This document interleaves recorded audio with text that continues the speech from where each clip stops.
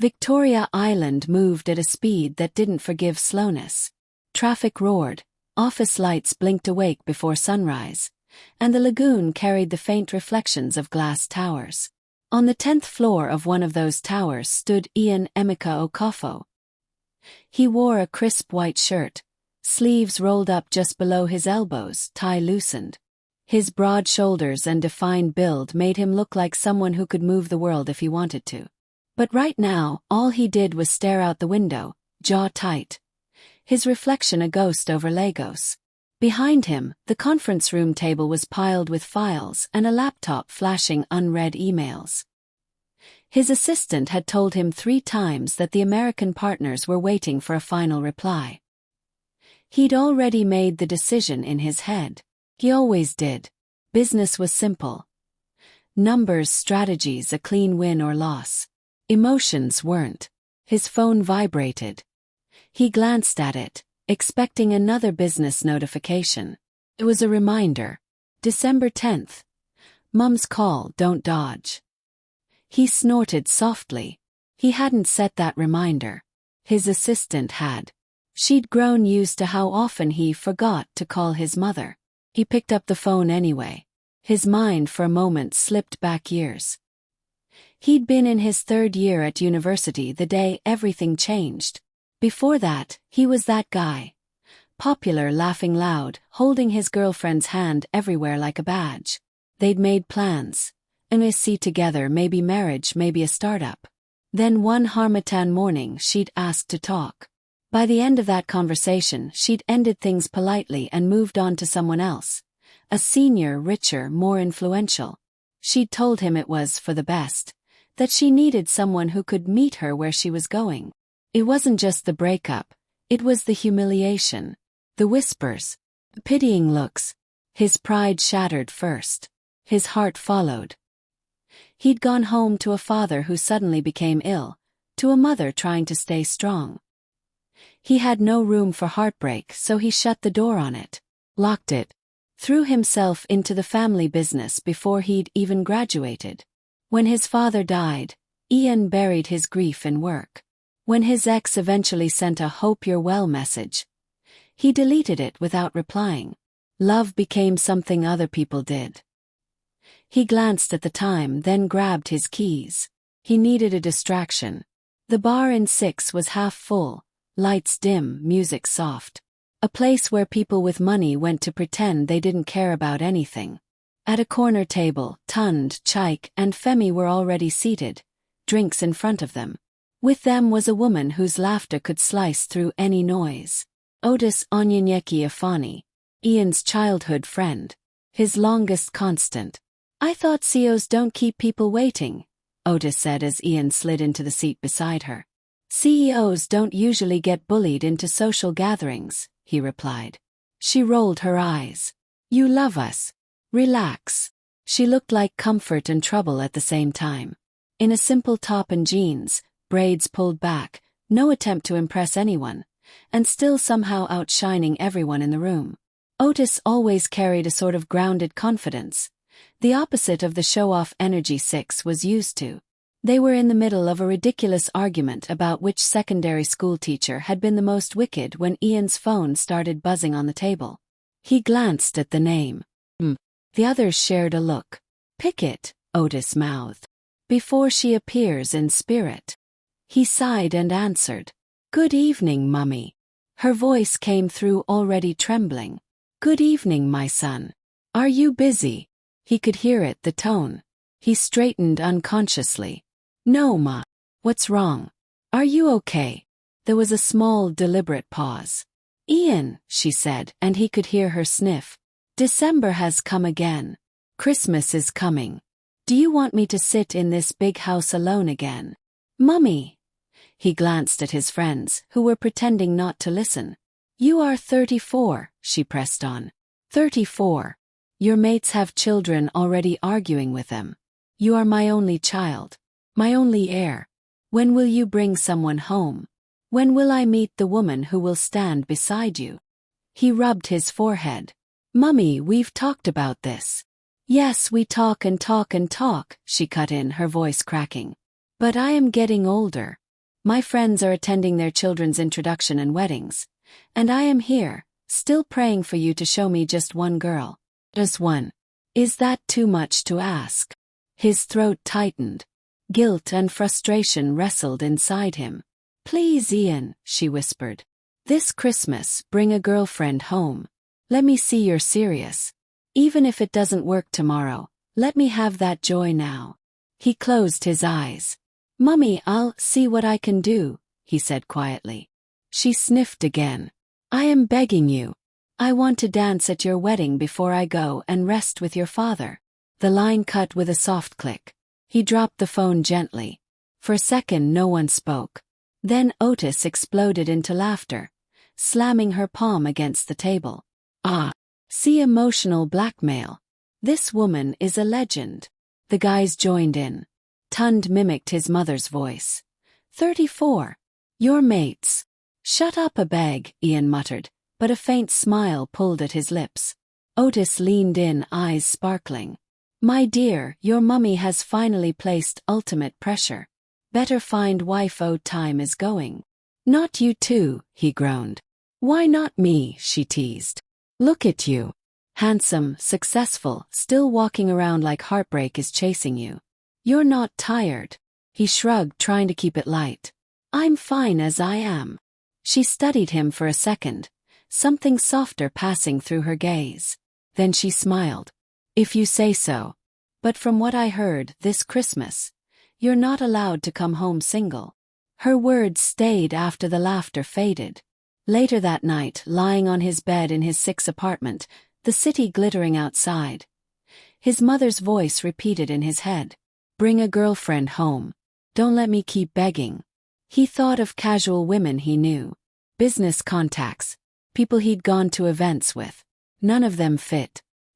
His mind wandered back to the bar. To Ottis's laughter. To the way his mother always smiled extra wide whenever Ottis visited. She already knows her. He trusts her. The thought was ridiculous. But by morning it wasn't leaving. At 6:30 a.m., Ottis's alarm rang with unnecessary enthusiasm. She groaned, slapped it off, and lay staring at the ceiling in her small but neat 6 apartment. Another day of lectures, assignments and emails. But her mind wasn't on work. It was on the man whose mother had just turned his life into an emotional project.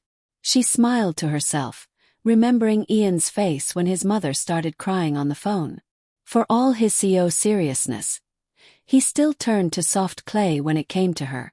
That was one of the things she admired. She sat up and reached for her phone. Messages blinked on the screen.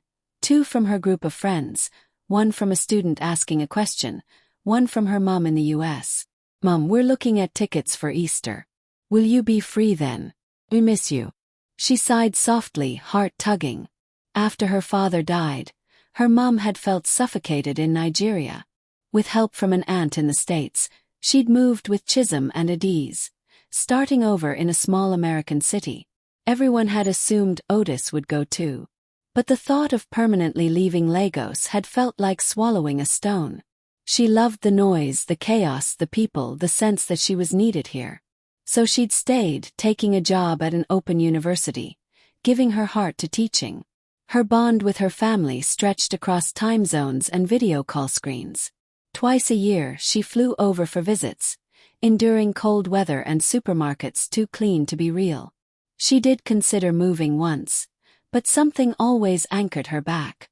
Sometimes that something looked suspiciously like a certain stubborn man in 6. Her phone rang. Ian. She cleared her throat and tried to sound normal. Ogasio. To what do I owe this honor? He didn't banter back like he normally would. His voice was serious, almost hesitant. Ottis, I need a favor. She sat up straighter. Is your mom okay? She's fine, he said. Sort of. Emotionally dramatic, but physically fine. It's about Christmas. Oh, she said slowly. She's still on your case. More than ever, he replied dryly. She wants me to bring a girlfriend home. This year. No excuses. And you're calling me why? She asked, though a part of her already feared the answer. He paused. Because I can't just pick a random person. She'll see through it in one day. She already knows you. She loves you. You know the house. You know me. Her heart started beating faster. I want you, he continued carefully, to come with me to Ikoyi for Christmas. As my girlfriend. Silence stretched. Otis, he said softly. You there? She swallowed. I'm here. Just trying to understand how I entered Netflix script. I know how it sounds, he said. We'll plan it. We'll keep it simple. My goal is to make her happy, not act full-time. I'm not seeing anyone. You're not either. It won't be messy. She barked a short laugh. That's what people always say before things get messy, Ian. He went quiet. She could almost see him pinching the bridge of his nose like he always did when frustrated. I wouldn't ask if I had another option, he said finally. You're the only person I trust with something like this. The words sank a little too deep. Trust. Only person. She leaned back, staring at the ceiling again, heart conflicted. Pretending to be his girlfriend meant being closer to him than she'd allowed herself to imagine in a long time. She'd worked hard to keep her feelings in a safe zone. Affection, admiration, friendship. Nothing more. Dating him for real. That was different. But fake dating him. That was worse. That meant all the closeness and none of the security. What if your mom finds out it's fake? Otis asked quietly. She won't, he said. We won't lie about our past. Just about the label. We have years of real friendship to make it believable. That's why it's dangerous, she muttered. Otis. She heard something in his voice then. A mix of desperation and vulnerability he almost never showed. He was genuinely worried about his mother. This wasn't just about pressure. It was about her health, her happiness, the loneliness in that big house in Ikoyi. I'm not trying to trap you, Ian added softly. If you say no, we're still fine. I'll find another way.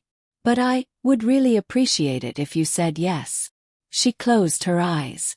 She imagined Christmas in Ikoyi. Cooking with his mum. Watching movies. Laughing. Playing pretend. Her heart squeezed. Let me think about it, she said. I'll call you back. Okay, he said. Take your time. She hung up and dropped the phone beside her, staring at the wall. Her mind flashed back to being 12, sitting with Ian on the low fence outside their old street, both of them sharing one bottle of Coke with 2 straws. What if we grow up and forget each other, she'd asked. We won't, he'd replied simply. He'd been right. Now here they were, grown, still orbiting each other. And he was asking her to step closer in a way that could either heal something or break everything. Her phone buzzed again, this time a new email. She opened it absent-mindedly. It was from a university abroad. Dear Ms. Ifeanyi, we are pleased to inform you that you have been shortlisted for a visiting lecturer fellowship program set to begin mid-next year. Her heart thudded. Just what she needed, another choice. Pretend. Protect. For 2 days she moved through life on autopilot, teaching, answering emails, praying quietly for clarity. She didn't tell her mum about the call yet. She didn't tell anyone. On the second night, she sat with her laptop open but untouched, staring at Ian's name on her phone. She exhaled and pressed call. He picked on the first ring. Hello. I'll come, she said, voice steady. For Christmas. I'll help you. He let out a breath she didn't know he'd been holding. Thank you, Onyinyechi. You've just saved me from early gray hair. She smiled weakly. You already have gray hair. That's wisdom, he said quickly. You're not wise. You're stressed. They both laughed. As they ended the call, she looked at the email about the fellowship again. She marked it unread. There were too many feelings to process already. 2 weeks before Christmas, VI's traffic multiplied like it had a personal grudge against everyone. Still, Ian and Otis managed to make it to a quiet cafe for their planning session, the most serious they had ever been about something that technically didn't exist. Ian brought a notebook. Of course he did. Okay, he said, uncapping a pen. We need a timeline. When did we officially start dating? I suggest 3 months ago, Ottis said. Enough time to be serious. Not enough for your mum to ask why you hid me for 2 years. He nodded. Sounds reasonable. And we're not going to fabricate everything, she added. We'll use real things. Like when you helped my student with that scholarship application. When we went to that art exhibition. When I nearly broke my neck at your office stairs. You weren't watching where you were going, he said. You were distracting, she shot back. Existing loudly. He snorted. They noted important moments they could reuse, rearranging them into a romantic narrative. Question, Ian said after a while. How affectionate do we have to be? You sound terrified, Ottis observed. I don't, he protested too quickly. You do, she insisted, amused. Relax. We're not shooting a kissing scene. Normal couple stuff. Holding hands. Hugging. Sitting close. Contact. You know, acting like you actually like me. He looked at her, expression softening. That part won't be hard. Her heart skipped, but she forced herself to treat it like a joke. Look at you dropping lines, she teased lightly. The day they drove into Ikoyi. The air felt heavier with history. The Okafo house sat quietly behind its gate, cream walls half hidden behind trees.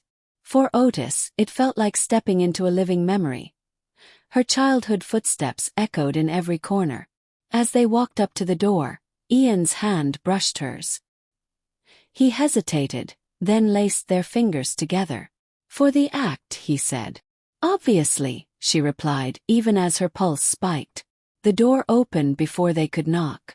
Mrs. Emeka Okafo stood there, wrapper tied tightly, face lit up with joy. Ian, she called, wiping her hands on her wrapper. Then her gaze landed on Ottis, and her eyes widened. Ah, Ottis, my daughter. She pulled her into a hug that felt like being wrapped in sunshine and stew aroma. You didn't tell me it was her, she said, turning to Ian with mock accusation. You wicked boy. I wanted to surprise you, Mummy, Ian said. She looked between them, something sharp and pleased flickering in her eyes. So this is the person delaying my grandchildren. Mummy, Ian said, half embarrassed, half amused. Ottis smiled, playing along. Good evening, Ma. Good evening, my dear, his mother replied, her voice softer now. Welcome home. The word caught in Ottis's chest. The first day blurred into scents and sounds. Lunch around the dining table, with Auntie Nkem asking gentle but probing questions. How long have you two been together? About 3 months, Ma, Ian said smoothly. His mother mused, eyes twinkling. So all those times you said you were busy at work. You were busy with my daughter here? Mummy, he exclaimed. Ottis laughed. I can confirm that his main girlfriend is still his laptop, Ma. In the evening they watched a movie, squeezed together on the couch. At one point, Auntie Nkem pretended to be deeply into the film but kept glancing at their interlocked hands. When Ian absent-mindedly drew circles on the back of Ottis's thumb with his finger, her heart stuttered. He didn't even seem to realize he was doing it. Later, in the small room that had been made up for her, she lay awake replaying every unnecessary, lingering touch. Every time their eyes met and held a fraction longer. Every time the act felt less like acting. The next few days, the feeling intensified. She and his mum cooked together, laughing over old stories. They fell into a rhythm Otto hadn't known she missed so much. Chopping vegetables, tasting soups, sharing gossip. He has softened, Auntie Nkem said one afternoon, stirring stew. Before you came, he was moving like soldier. Now he smiles more. You are good for him. Ottis's chest warmed and ached at the same time. Thank you, Ma. In the evenings, Ian would knock lightly on her door. You awake? I'm marking assignments. Enter. He'd come in, sit on the chair or the floor, and they'd talk for hours. About life, fear, faith, disappointments and hopes. He told her more about his heartbreak than he'd ever shared before. How small it made him feel. How he'd decided he'd never give someone that kind of power again. Do you regret that? She asked quietly one night. He stared at his hands. Sometimes. Lonely. Safe, but lonely. Her heart hurt for him. She wanted to tell him there were people who wouldn't break him. People who already loved him. She wanted to say, I am one of them. Instead, she said, you deserve more than just safe. He looked at her, something raw in his eyes. You too. Silence throbbed between them, thick and alive. A knock on the door made them jump. His mother's voice floated in. You two go and sleep. Tomorrow is still day. They burst into guilty laughter. On the fourth day, during a quiet afternoon, Ottis checked her email. The university abroad had written again. Final reminder. Kindly confirm your interest in the fellowship by the end of the month so we can proceed with documentation. She opened the mail, then closed it. Her mind had been fighting the feelings growing quietly between her and Ian. This email ripped her defenses more. She suddenly saw two possible futures clashing in her head. A life abroad, structured, new, impressive. A life here, with him, with his mum, with the familiar chaos of Lagos. Both required her heart. Fear wrapped around her ribs. She couldn't stay in this house another week pretending. Not with this decision hanging over her. Not with her heart slipping deeper without permission. That evening, she found Ian in the garden. I think I have to go back to 6 tomorrow, she said, avoiding his eyes. So soon. His disappointment was obvious. I thought you'd stay through Christmas. I want to. But there's something at work I need to handle. I didn't realize the timing. Half-truth. He studied her, as if trying to read the real story in her face. Okay, he said finally. If that's what you need to do, I'll take you. She nodded, forcing a smile. Thank you for everything. The next morning, she hugged his mum tightly. You're leaving too quickly, Auntie Nkem complained. You turned this house into joy. I was ready to start prayer meetings for wedding plans. Ottis laughed weakly. I'll come back, Ma. I promise. You better, the older woman said, kissing her cheek. I am watching both of you. Don't go and misbehave. On the drive back to 6, silence sat between them like a third passenger. When they reached her building, he carried her bag up, set it down by her door, and hesitated. So, he said. So, she echoed. Thank you, he said softly. For doing this. For my mum. For me. You're welcome, she replied. You know I'd do anything for your mum. He searched her face at those words, something flickering in his eyes. And me? He asked quietly. She swallowed. You too. Obviously. He nodded slowly. He hugged her. Not the quick, playful hug of old times. Full, steady, lingering one. His arms wrapped around her felt terrifyingly right. Good night, Anyi, he murmured. Good night, Emeka, she whispered. When he left, she locked the door and slid down against it, tears she hadn't planned on spilling burning her eyes. She whispered to the empty room. This is exactly what I was afraid of. Back in Ikoyi, the house felt like it had exhaled and was now holding its breath. The laughter that had bounced off its walls days before was gone. TV stayed off more. Even the generator seemed quieter. Ian moved through the rooms like someone walking through an almost dream. A memory of her lingered everywhere. Her laughter in the living room, her voice in the kitchen, her folded blanket on the balcony chair. He tried to bury himself in emails, deals, numbers. Didn't work. He went to the guest room she'd used, opened the door slowly and stared. The bed was neatly made. The room was empty, but he could still see her there, sipping tea on the bed, marking scripts, rolling her eyes at his jokes and laughing anyway. His chest tightened. He sat on the edge of the bed and finally admitted a truth he had been dodging. He didn't just enjoy having her around. He needed her. That scared him. A dinner he barely ate. His mother noticed. If hunger doesn't catch you, old age will, she muttered, watching him push food around his plate. I'm fine, Mummy, he said. Lies, she replied. After they cleared the table, she called him into the sitting room. He sat, leaning back, eyes closed. She called me, his mother said calmly. His eyes snapped open. Who? Otis, she said. 2 days before she agreed to come. He sat up straighter. She called you? Yes, his mother nodded. She said, Mummy, Ian wants me to pretend to be his girlfriend so you won't be lonely. Are you okay with that? His heart thudded. You knew. She smiled faintly. I know everything. Do you think I was born yesterday? He stared at her, shocked. But you acted like. I acted like I believed, she said. Because what you children don't understand is that sometimes when you act a role long enough, your real heart enters it. He looked away, jaw clenched. So you were never fooled. I wasn't fooled, she said softly. But I did see something real. In her eyes. In yours. He swallowed. Mummy, she left.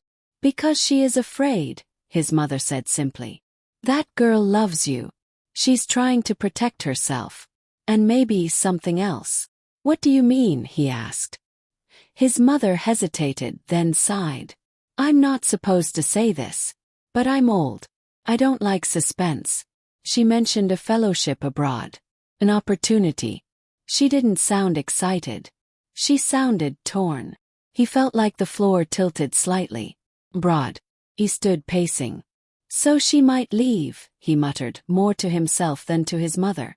Unless something anchors her here, his mother said pointedly. Unless she knows she's not just pretending in your life. He stopped moving. The idea of Otis leaving Nigeria for good punched him in the stomach. Suddenly, the fear of being vulnerable seemed small compared to the fear of losing her completely. He sat back down heavily. I don't know how to do this, he admitted. I don't know how to say all of this. His mother's expression softened. My son, listen to me. Love is not business negotiation. You can't calculate every risk. Sometimes you just speak the truth and let God handle the rest. He chuckled weakly. You make it sound easy. It's not, she said. Especially after your heart has been broken. But this time you're not that boy. And she is not that girl. Don't punish yourself forever for one person's choice. Silence stretched between them. Then she leaned forward, eyes bright. Go and fight for her. Before someone else sees what I see and gets there first. He got up. I'm going, he said. Now, she asked. Now, he replied. Before I start thinking too much. Good, she said. Don't come back empty-handed. He grabbed his keys and left, his mother's prayers following him. The drive from Ikoyi to 6 felt longer than usual. Every red light mocked him. Every slow driver felt like a personal attack. He rehearsed words in his head. Miss you. I think I'm in love with you. Don't leave.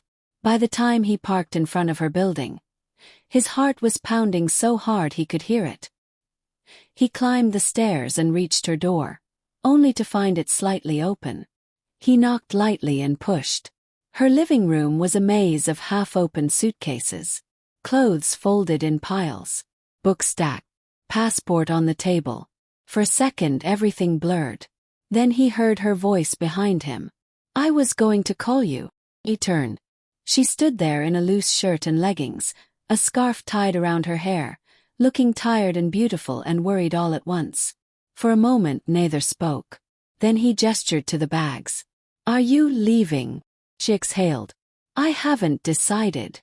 Where? He asked, even though he already knew. Maybe the States, she said quietly. There's a fellowship. It's a big opportunity. One my mom is already praying I'll take. I'm just sorting through my things. Thinking, he echoed, trying to keep his voice even. Without telling me. She winced. Ian, it's my life. I didn't want to drag you into my confusion. He took a step closer, hurt and fear tightening his chest. So it was easy, he asked. To be here one day in my house in my life, pretending to be my girlfriend, and then the next day you're packing your bags and it's just logistics? His words came out sharper than he meant. Her eyes flashed, wounded. It's not easy. Don't say that. You have no idea what I've been feeling. You think pretending was simple. He opened his mouth, then shut it. The air between them hummed with everything unsaid. I came here, he said more quietly, because the house feels wrong without you. Because I can't stop thinking about you. Because my mother told me you might leave, and the thought made me feel sick. She stared at him, stunned. She told you. She knew from the beginning that we were acting, he said. And she still went along. Because she saw something real and believed we could be stupid enough to ignore it. He took another step. I know I've been hiding for years, he said. Behind work. Behind this idea that I can live without needing anyone. But these last days with you, seeing you with my mum, talking to you at night, waking up with you just down the hall, it broke that lie. Miss you. More than I've missed anything. And the thought of you leaving this country without me even saying that out loud is unbearable. Her eyes blurred with tears. Ian, she whispered. You can't just say these things now, when I have this big decision hanging over my head. I'm saying them now, he replied, voice steady, because I should have said them earlier. Because whatever decision you make, I want you to make it knowing the full truth. He took a breath that felt like jumping off a cliff. I'm in love with you, Ottis. Her hands trembled slightly. That's not fair, she said softly, tears spilling. I've been trying so hard not to be in love with you. He froze. You. Of course I love you, she burst out, half laughing, half crying. Why do you think I panicked and ran away from Ikoyi? Why do you think this whole fellowship thing is tearing me apart? 'Cause staying feels risky but leaving feels wrong. Because my head says go, but my heart says, how will you survive without him? The room went very, very quiet. Suitcases waited around them like choices. Silence held them both captive. Finally, she wiped her face and shook her head. You once said love made you weak, she whispered. What if this is just comfort, habit, childhood attachment? It's not, he said firmly. Comfort doesn't make you drive across the city at night. Habit doesn't make you feel like the air is thin when someone says, I might leave. This is more. She laughed weakly.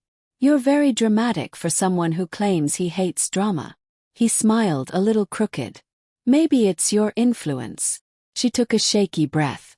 What if I regret staying? What if you regret me staying? What if you regret going? He countered. What if we regret not trying? Her shoulders slumped. I'm scared. Me too, he said quietly. But I'd rather be scared with you than safe without you. Her lips trembled. He didn't touch her yet. He waited. Slowly, she closed the distance between them. I'm not promising I won't freak out again, she said. Or that it'll be easy. I don't want easy, he replied. I want you. However you come. She laughed through tears. You should have been a writer. Don't insult me, he muttered. She finally smiled fully. He reached out and took her hand, threading their fingers together. Whatever you choose about that fellowship, he said, nodding toward the email open on her laptop. I will respect it. If you go, we'll figure it out. If you stay, I'll be grateful every day. But I needed you to know, you're not just my childhood friend anymore. You're everything. Her heart, already falling, stopped resisting. I'll stay, she said, surprising herself even as she said it. Not because I'm afraid to go, but because when I imagine my future, it's your mother calling me to complain, your friends teasing us arguing over silly things. That's the life I want. That's the life I'd regret losing. He exhaled, pure relief washing over his features. You're sure? He asked quietly. She nodded. I'm sure. He pulled her into a hug then, and this time there was no pretending, no hesitating, no acting. It felt like the closed door in his heart finally opening. 6 months later, life had found a new rhythm. Ottis declined the fellowship respectfully, thanking them for the opportunity. Her mum had complained a bit, then eventually said, as long as you're happy. Her siblings had teased her endlessly. She and Ian didn't magically turn into a perfect couple. They argued about his work hours, her stubborn independence, whose turn it was to order food when both were tired. They learnt each other's triggers, apologized clumsily, tried again. Their friends claimed their relationship was the most unsurprising surprise of the decade. Tund. I've been waiting since Jez 2. Chike. Let it be known that I, Prophet Chike, predicted this. Femi. Abeg, I want to be chairman at the wedding. Every Sunday they went to Ikoyi together for lunch. Auntie Nkem watched them with the satisfied pride of someone who had seen the ending long before the first chapter. You two think you are special, she'd say. I've been shipping you since you were fighting over biscuits. One rainy afternoon in October, Ian sat with his mother on the balcony. I want to marry her, he said calmly. His mother didn't scream this time. She just smiled slowly, eyes misting. I've been waiting to hear that sentence for years, she said. They planned quietly. He spoke with Ottis's mom on a video call, formally asking for her blessing. She pretended to interrogate him for 10 minutes before finally laughing and saying, I already claimed you as a son. He chose Christmas for the proposal, exactly 1 year after the pretend act had begun. He booked flights for her mum, Chisholm, and Adiz in secret, with help from his mother and her siblings. They all agreed not to breathe a word. I'll accidentally call Ottis that day so she doesn't suspect, her mum promised. Christmas Eve came bright and warm, Legos humming more loudly than usual. Why is your mum overdoing Christmas this year? Ottis asked as they drove towards Ikoyi. Last year was calm. This one she's sending menus, playlists, table settings. Maybe she's practicing for future in-law visits, Ian said lightly, fingers tapping the steering wheel. She side-eyed him. You and this your future talk. Better be careful before I start pricing also a bee. In this economy, he teased. They pulled up to the familiar gate. Inside, fairy lights trailed along the balcony and small lanterns hung from the tree branches. Wow, she murmured. She really went all out. Yeah, he said, his heart beating faster. She's excited. They walked into the living room. Surprise! Ottis froze. Standing in front of her, grinning, were her mum, Chisholm, and Adiz. For a moment she thought she was hallucinating. Then her mum opened her arms. My baby. Mummy. Ottis choked, rushing forward. She hugged her, clinging like she might disappear. The smell of her perfume, the feel of her arms, the familiar warmth. It all crashed over her. What are you doing here? She asked, pulling back, eyes wide. We came to see Legos Christmas now, Adiz said cheekily. And to witness something important, her mum added, eyes twinkling. Ottis turned slowly. Ian stood a few steps back, watching her with a softness that made her heart stutter. The room began to quieten on its own, like everyone knew their cue. He walked towards her, hands slightly shaky, but his eyes clear. Ottis, he said gently. Do you remember last Christmas? She laughed breathlessly. You mean the one where we were lying for your mother? Exactly, he said, smiling. I asked you to pretend to be my girlfriend. Just to comfort her. I didn't realize God would use that small foolishness to drag my heart out of hiding. She swallowed, eyes already wet. This year, he continued, I don't want any pretending. I don't want you to act like you're mine for a week. I want you to be mine, for real, for life. If you'll have me. He reached into his pocket. Time slowed. He knelt. Gasps and muffled squeals filled the room. His mother had already covered her face, crying and smiling at the same time. Chisholm whispered, It's happening, it's happening. Ian opened the small box, revealing a simple, elegant ring.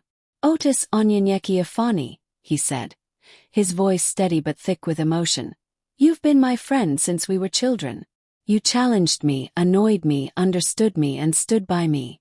You saw me when I was hiding and didn't force me out. You waited.